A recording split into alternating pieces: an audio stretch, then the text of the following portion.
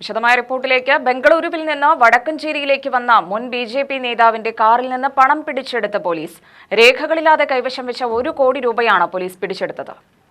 BJP. മുൻ പ്രാദേശിക നേതാവ് കിഴക്കഞ്ചേരി സ്വരലയത്തിൽ പ്രസാദ് സി നായരും ഡ്രൈവർ ആനപ്പാറ വീട്ടിൽ പ്രശാന്തും യാത്ര ചെയ്ത കാറിൽ നിന്നാണ് പണം പിടിച്ചത്.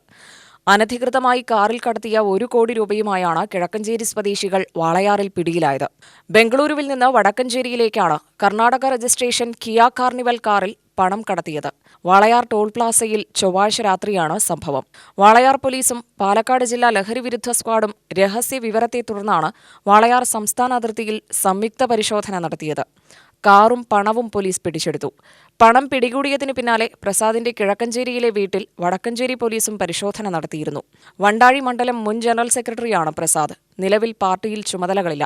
രേഖകളൊന്നും ഇവർക്ക് ഹാജരാക്കാനായില്ലെന്നും പണം കോടതിക്ക് കൈമാറുമെന്നും വാളയാർ പോലീസ് അറിയിച്ചു. അതേസമയം ബംഗളൂരുവിൽ സ്ഥലം വിറ്റ പണമാണിതെന്നാണ് പ്രസാദ് പോലീസിന് നൽകിയ മൊഴി. രേഖകൾ കോടതിയിൽ ഹാജരാക്കുമെന്നും ഇവർ പോലീസിനോട് പറഞ്ഞു. UTV news, Palakkad.